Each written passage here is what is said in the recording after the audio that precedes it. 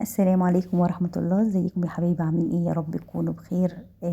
كل سنة وانتم طيبين. رمضان كريم عليكم وعلينا وعلى الأمة الإسلامية، يا رب بالخير. ينعاد علينا وعليكم بالخير واليمن والبركات يا رب، وربنا يتقبل منا صيامنا وقيامنا وجميع أعمالنا يا رب بالخير. وحشني جدا طبعا من آخر فيديو، بقالي كتير غايبة عنكم.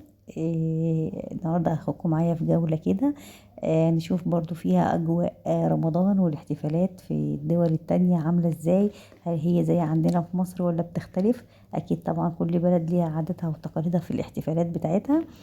بس وإن كان يعني برضو شهر رمضان هو شهر كريم عند المسلمين جميعا وفي الأمة الإسلامية كلها يعني. هو شهر رمضان، شهر رمضان شهر صوم وعبادة وتقرب إلى الله أكتر يعني. هنا بقى ايه، مشينا كده بالسيارة نشوف كده الأجواء ايه. طبعا برضو هنا الميادين، احنا هنا في مدينة الشارقة في الإمارات. هنا كل معظم الميادين هتلاقوها كده مزوقة كده بزينة رمضان. وبرضو الجوامع هنا برضو في جوامع كتيرة قوي متزوقة متزينة، مش متزوقة، متزينة بزينة رمضان زي ما انتم شايفين كده.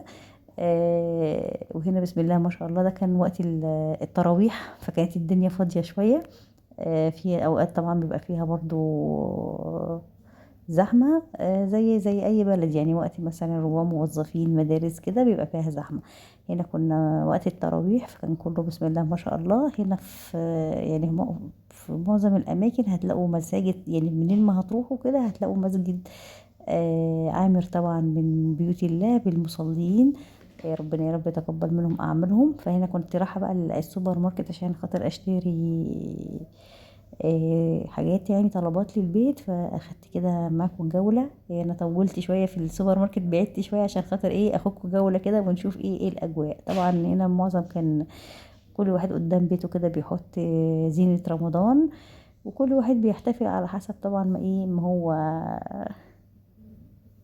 زي ما يقدر يعني. عايزاكم بقى تحطوا لي لايك وشير وتشتركوا معايا في القناه، ولو عجبتكم الجوله قولوا لي اعمل لكم تاني في الكومنتات.